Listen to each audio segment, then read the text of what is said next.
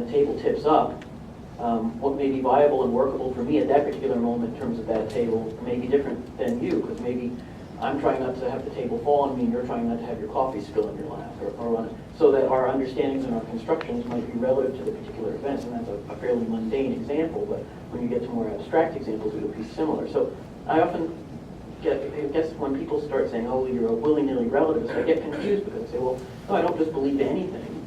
I believe what I believe because it seems to be working. And if it stops working, then I'll need to change it. And of course, you may think that what I'm doing isn't working, and I may think it is, and then that's a whole other discussion. But I guess the anything goes thing always throws me off. I don't feel like an anything goes person. As you all know, anything doesn't go. When the sessions are over, I come and I make you go.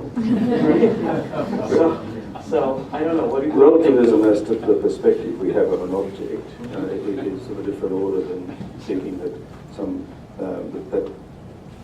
that anything goes. I was looking to try and think about the table. If you broke it, I'd be upset because my father made it. Right. That's relative to me. The relative perspectives we have on the table is what epistemologists struggle with as to how we know it's a table. We fill it in some way. Sure.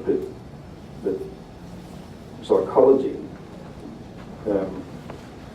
can't answer these fundamental questions. It is itself trapped in its own discourse, if you like, or what it's looking at. Lascelles' point is psychology can't give us knowledge of the fundamental structure of the universe or the world or realities or objectivity. It can't even question itself.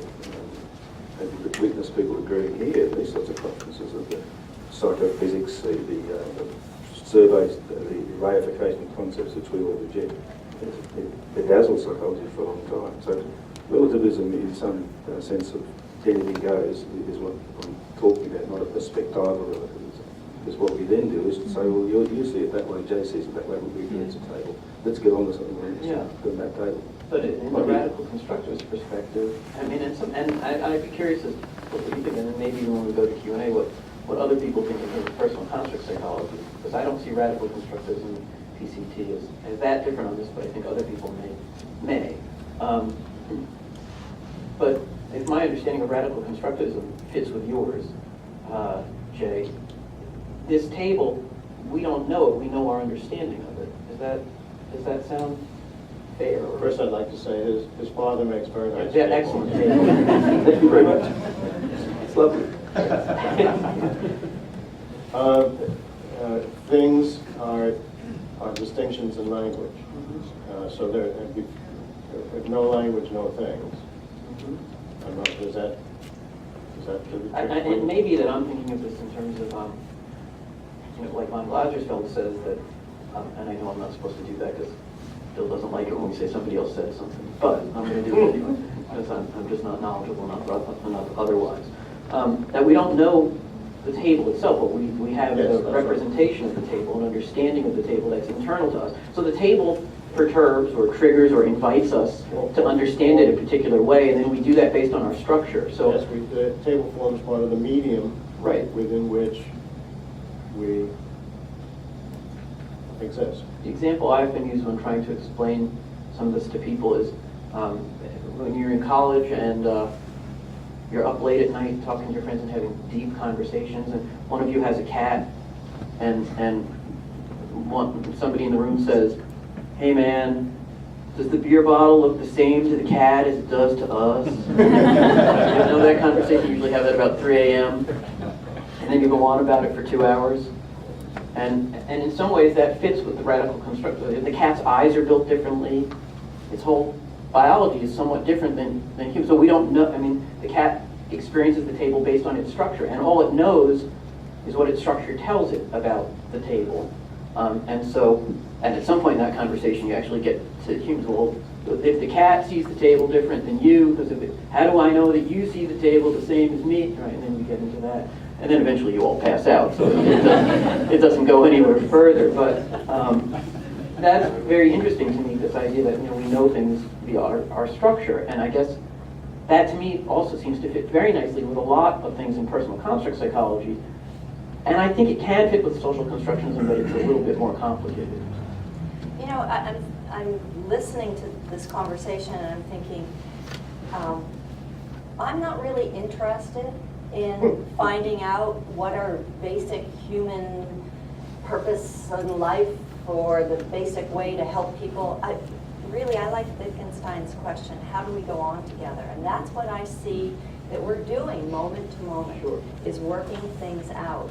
And that requires a whole variety of moral orders, you know? I mean, it can never be one answer. And I think that that's the more fundamental issue that we need to be looking at. So, you know, yes, the fact that the cat sees the beer bottle differently and so forth, that's not problematic to me, and that's not anything goes either, by a long shot. I agree. I mean, Yeah. it is, you know, if you want to use Maturana's terms, you could talk about structured determinism, or you could talk about these sort of, you know, culturally, discursively constructed ways of seeing the world, and we can step in and out of different discourses. That's sort of the success of living, is the ability to do that. And that's the answer to how do we go on together. Teaching people how to step in and out of different discourses. I hate this table.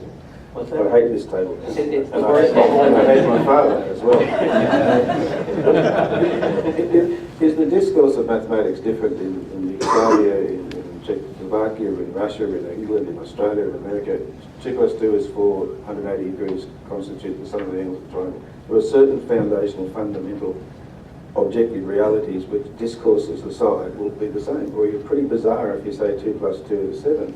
Unless you play another game, which is in a different number system, they may well be, and then you are playing games. So this idea, this is why Husserl was argumentative towards psychologism, that you can't get it out of psychology. You've got to step out of your discourses and look at them with a bracketing. So you step back and say, how much of what I'm saying now might be just because I'm a male, just because I'm Australian, just because I'm 27.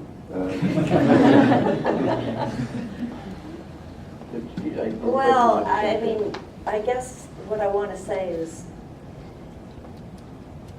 there's no denial of a physical or material world by any social constructionist unless they don't really know what they're talking about. And there are a lot of those around. But, you know, there is a physical world, but the physical material world is meaningless until we name it. And so, you know, we can't step out of discourse. We're always in some discourse. We cannot step out of language, and that is part of the human condition. I mean, if there's a basic human thing, I guess that would be it. So what we want to explore is who says, who has the right to name it this way? Bill does. Yeah, right. And where does that take us? And so it becomes this kind of deconstructive process, so to collaboratively reconstruct something that's livable for us together. If we start from these two different places, how do we pull apart both? And that, you know, I've heard yesterday a lot of the word tension was used a lot, and there's a communication scholar, his name is John Stewart, but he's not the John Stewart. And he, drawing on Buber, he gives a beautiful definition of dialogue, and he says it's an ethical, tensional practice, and the tension is between holding one's own ground while at the same time letting the other happen to you. And that sort of, it's that kind of, that's the space we're never going to have agreement. We're always going to have incommensurate discourses. How do we hold that dialogic space where we're curious about the other, rather than so quick to know that my perspective is right? And that's what, you know, I see, you know, as I said earlier, you know, I think we've come a long way in about 20 or 30 years, that there is, you know, there's so many points of connection, and that they're useful rather than, you know, holding on to, you know, my theory is the right theory. I mean, I don't think my theory is the right theory.